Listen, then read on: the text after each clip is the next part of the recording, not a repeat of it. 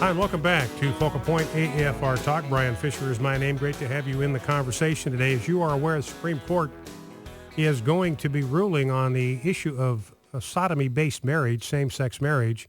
They're going to be conducting oral arguments and entertaining oral arguments here starting on March 26, which is less than a week from today. I think next Tuesday is when oral arguments are going to be heard, and they're going to take 2 days, devote an extended amount of time both to Prop 8 in California and to DOMA. DOMA, remember, is the law that was passed by Congress, signed into law by President Bill Clinton, the Democrat president, that defines marriage for federal purposes as the union of one man and one woman and protects the right of states to craft their own marriage policy without having that dictated to them by decisions that another state makes. And, of course, that makes perfectly good sense. That's consistent with the 10th Amendment, which says that if it's not a right that's given to the federal government, and there's no place in the Constitution, none, zero, zip, where the federal government is given the right, or any branch of the federal government is given the right to dictate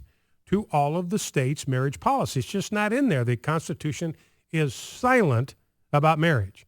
That means this is an issue that is up for the states to decide, unless the people of the United States decide to amend the federal Constitution and define marriage in the federal Constitution for the entire country as the union of one man and one woman. Now, the Congress can do it for federal purposes. Now, the DOMA doesn't impose anything on the states. It's not an infringement of the 10th Amendment at all. It protects the right of states to decide marriage as they see fit. It just says for federal purposes, look, we got people on the federal payroll. We're going to give benefits to some of them. We have the right, the responsibility, the necessity to decide who qualifies for spousal benefits. So there's no infringement there on the 10th Amendment. Now, California's Prop 8, that's a state that defined marriage as a union of one man and one woman. 7 million Californians went to the polls and defined it as the union of one man and one woman. And what the Supreme Court is going to decide is whether California voters have a right to do that.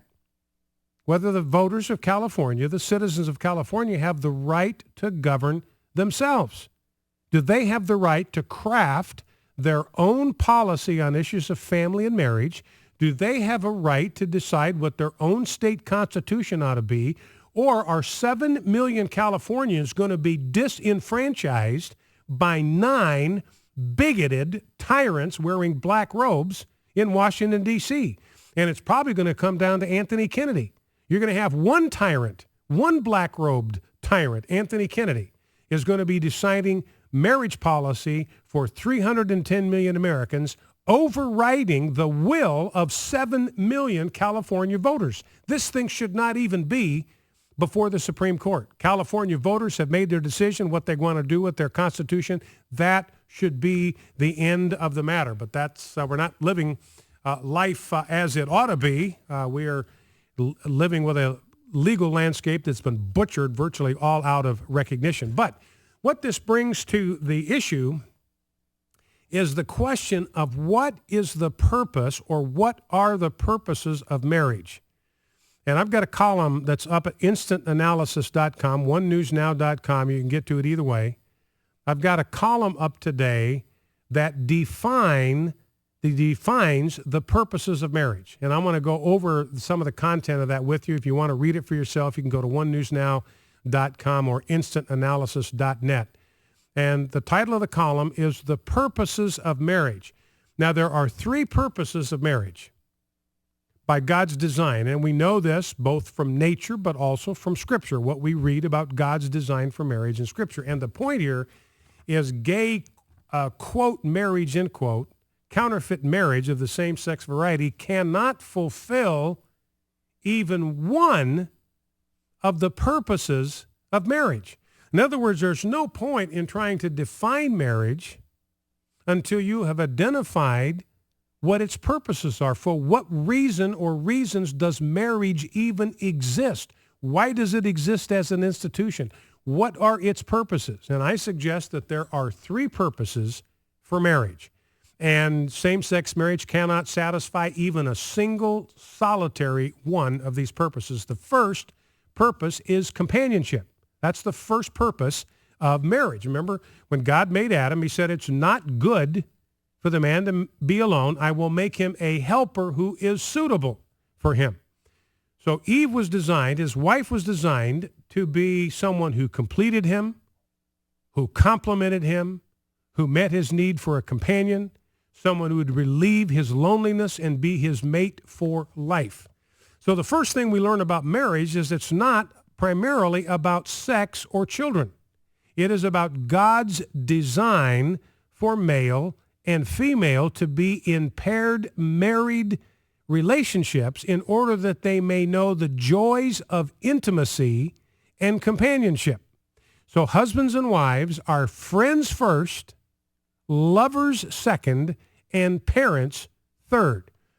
Now, as the Heritage Foundation has pointed out, you have all kinds of social research that verifies the wisdom of God's design. We know now from everything we read that heterosexual married couples are happier, they are healthier, they are more prosperous, they enjoy longer, more stable and healthier lives than either their cohabiting heterosexual counterparts or their homosexual counterparts. Now, on the other hand, if you look at same-sex couplings, according to research, same-sex relationships are notoriously unstable, they are short-lived, and they are risky. In other words, you'd think, well, maybe this is one of the purposes of marriage that same-sex relationships could satisfy. At least they can have this intimacy and this companionship. But the reality is the relationships that are formed in the homosexual community are notoriously short-lived and unstable. There's an enormous amount of promiscuity and infidelity in the homosexual community. You know, in Holland, they did a study of so-called monogamous couples, same-sex couples that claimed they were in monogamous relationships. They discovered that on average, those homosexuals in monogamous relationships had an average of eight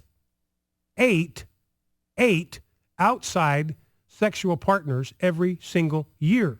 One of the most extensive studies that was done, published in a book by Bell and Weinberg by Simon & Schuster, 43% of self-identified white male homosexuals reported having 500 or more sexual partners in a lifetime. 500 or more. 43% of them had 500 or more sexual partners in a lifetime. I think 28% reported more than 1,000 sexual partners.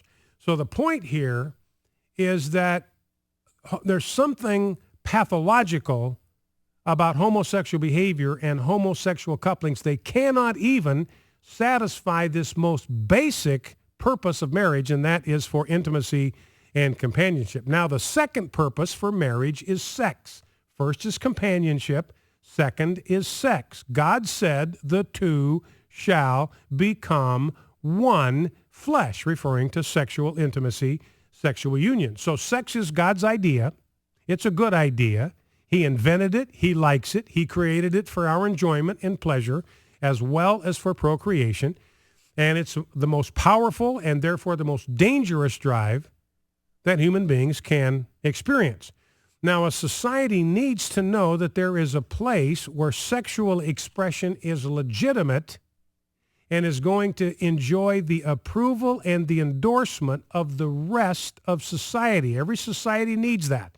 A place where sexual expression is legitimate, endorsed, and has societal approval. That relationship is the marriage relationship. By God's design, sexual energy is designed to be channeled exclusively into the relationship between a man and a woman in marriage.